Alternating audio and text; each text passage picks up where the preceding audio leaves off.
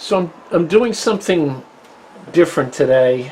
I had intended on starting on another metal detector, but I couldn't find a negative 5 volt linear voltage regulator. I must have used my last one, and I had neglected to reorder apparently. So I'm going to have to wait for those. So I was playing around with my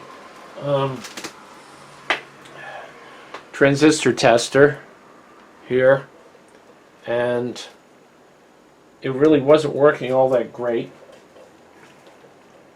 The push button on the face of it is getting a little bit funky, and I wanted to test some capacitors, so I figured that I must be able to test them with the oscilloscope. So I did a little bit of looking, and yes, of course, there are procedures for doing that. And so what I have on the screen, I have a capacitor of a known value, just so that I can test if this method is at all accurate. And we're seeing it charging and discharging, and I'll show you the breadboard in a second. I also have my signal generator out of shot there. I'll give you a shot of that as well. And what we've got is a 5 volt amplitude, and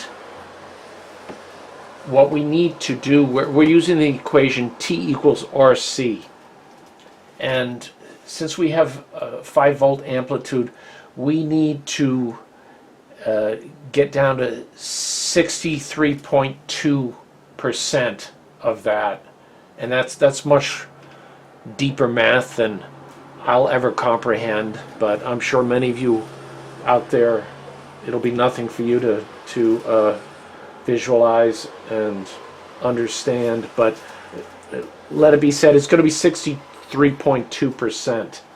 So 63.2% of 5 volts is 3.16. So we're going to come down on cursor A. We'll bring it down to 3.16.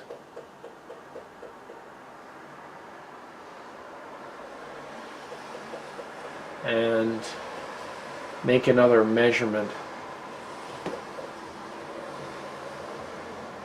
I can't get both X and Y axis going at the same time on here, so we'll have to make do. Okay.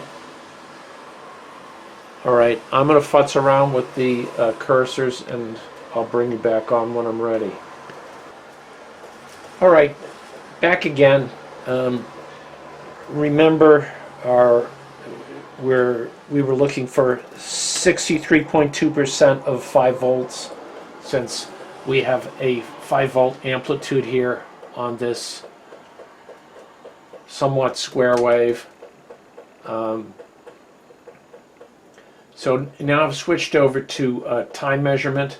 We're going to, if I can find my pointer here, we're going to start the measurement here just where the square wave turns on, right? And this is the charging arc,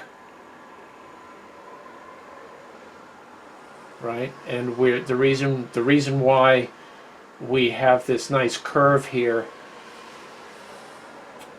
and I said it was a square wave, we have a nice curve here because we're running in series with this capacitor.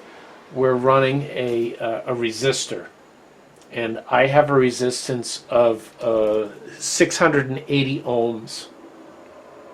That's just something I picked up off my mat here. 680 ohms, and we've got cursor A right at the beginning of where the square wave turns on, and cursor B here is intersecting the wave at the 3.16, give or take, volt point.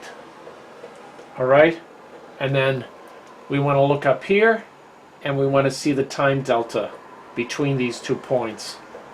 Okay, so it's 76 microseconds. We need to remember that. 76 microseconds. And now I will reposition and we can take a quick look at what the signal generator looks like, just for fun, and I'll be right back. So that's a quick shot of my signal generator.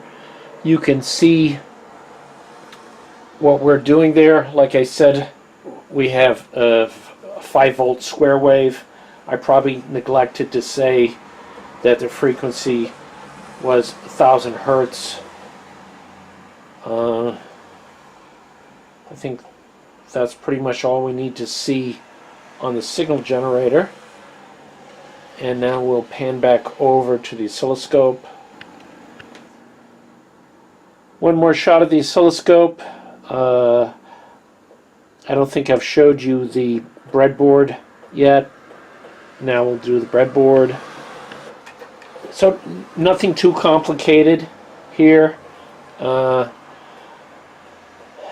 can see the alligator clips from the signal generator, plus and minus. I've got my channel 2, which I don't actually have connected anymore on the oscilloscope. I'm just using these 2 resistors as pins into the breadboard. Jumper here over to my 680 ohm resistor, and then capacitor coming across and going into the ground. And here's the oscilloscope on channel 1. Pretty basic, right? So now I will show you the fairly simple math, and we'll call it a wrap. Alright, so a quick run through of the math. It's pretty simple. Once again, let's remember we're using 63.2%, and we started out with a 5-volt square wave, so that gives us 3.12 volts, and we moved our cursors and found where we intersected time-wise between the beginning of the square wave, where it turned on, and where it met the 3.12 volt approximately, right? We are eyeballing it. So we have time equals RC.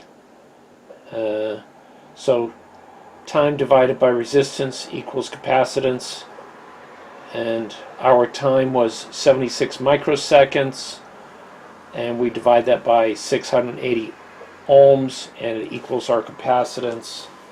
And if we get out our trusty calculator, you can see there we are, 76 microseconds divided by 680 ohms, and we are at 1.117. right? And when I pull out the capacitor, disconnect this, pull it out of circuit, and can we focus on that? Hopefully you can see that. It is 0.1 microfarad. So with me eyeballing, I get 1.1, and 0.1 microfarad actually comes out to 1 e to minus 7.